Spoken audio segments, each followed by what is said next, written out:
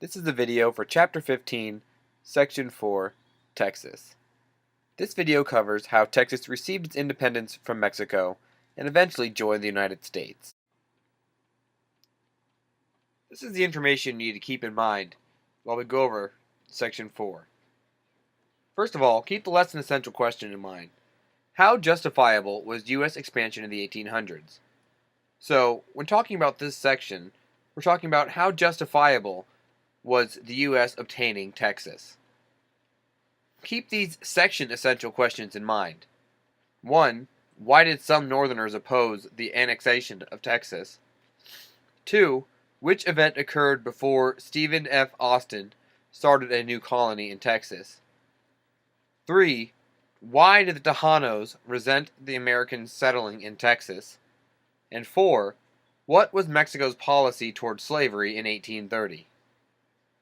Remember, you need to copy these questions down on the Section Essential Question worksheet. Copy these down now, so as we go over the information, you can answer them. The vocabulary you'll need to know for this unit is Texas War for Independence. In 1836, the rebellion of Texas against the Mexican rule that resulted in Texas becoming an independent nation. Texas remained independent until 1845, when it then joined the United States. Another word you need to know is annex. Annex means to add a territory to a country. Such an addition is called an annexation. So, when Texas joined the United States, it annexed and became one with the United States. Make sure you understand what these two words mean before going on with the lesson. The story of Texas begins with Moses Austin, a banker and business owner who dreamed of starting a U.S. colony in Spanish Texas.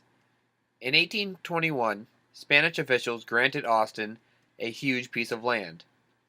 After Moses Austin died that same year, his son Stephen took over his father's dream.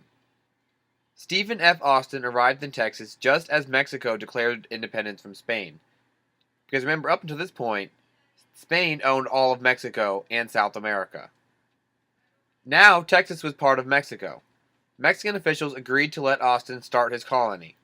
Under certain conditions, Austin had to choose only moral and hard-working settlers.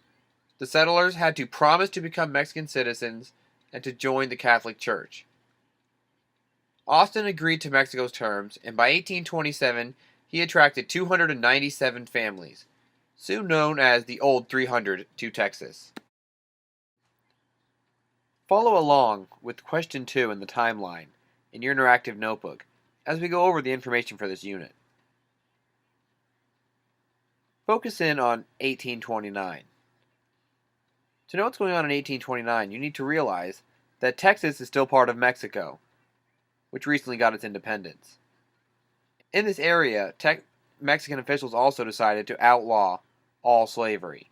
So in 1829, slavery is outlawed in Texas and all of Mexico. The success of Austin's colony started a rush of settlers to Texas. By 1830, there were about 25,000 Americans in Texas, compared to the 4,000 Tejanos, or Texans of Mexican descent. And soon tensions began to rise between the two groups. The Tejanos had their own complaints. They were unhappy that many American settlers had to come to Texas without Mexico's permission.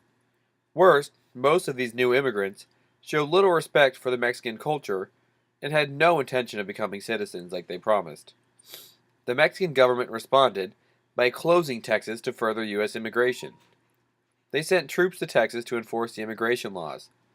So they sent troops to make sure that no more Americans were coming to settle in Texas. Americans in Texas resented these actions. A group led by a lawyer named William Travis began calling for a revolution. Another group, led by Stephen F. Austin, asked the Mexican government to reopen Texas to immigration and to make it a separate Mexican state. That way, Texas could run their own affairs, but still be part of Texas. In 1833, Austin traveled to Mexico and presented the Texans' demands to the new head of the Mexican government, General Antonio Lopez de Santa Anna. The general was a power-hungry dictator who once boasted, "If I were God, I would wish to be more." Rather than bargain with Austin, Santa Anna tossed him in jail for promoting a rebellion. In 1835, Austin was released. The Texans rose up in revolt. Determined to crush the rebels, General Santa Anna marched north with 6,000 troops. In 1836, the Alamo took place. This is when Santa Anna reached a town in San Antonio, Texas, and attacked the 180 Texan volunteers. I'm going to play a video that goes over this. Use this time to catch up on your timeline and make sure you have at least one or two sentences explaining each of these events that have occurred.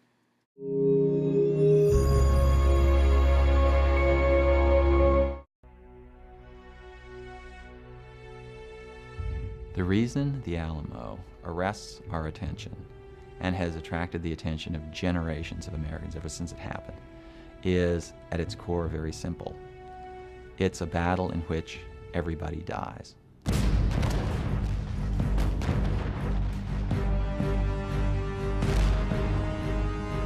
Well, the Alamo is an interesting saga in American frontier development, American independence, war with our neighboring nation, Mexico. Texas is a province of Mexico, and a rebellious province of Mexico, even before the Americans had arrived. And the Mexican army is coming back to reclaim its territory. Considers that the Americans are either invaders, if they came to aid the rebellion, or traitors, if they were settlers there who had pledged their allegiance to Mexico. And there in this Alamo, the old mission, the Americans hold up. About 100 of them, they get some reinforcements. And the famous people in American history that we know about that's so associated with the Alamo, Davy Crockett and Colonel Travis and Jim Bowie. At the Alamo, you have one of these American citizen army, volunteer armies, only 186 some odd guys, defending this outpost against an army of thousands, hoping for aid, hoping for rescue, and ultimately recognizing that they're going to be disappointed in their hope of rescue. And this is the imagery that most Americans have, that they were overrun by these brutal Mexican forces and killed. Great tragic losses are always more compelling, more dramatic than great victories, in part because they bring us face to face with something that's going to happen to all of us. We're going to die. The Alamo, in its day, gave them a moral cause, and so they raced into subsequent battles saying, "Remember the Alamo." And of course, Texans have been remembering the Alamo ever since. The Alamo is part of American culture, the most widely visited historical site in the state of Texas, and in a sense, kind of an icon in American history of the mid-19th century.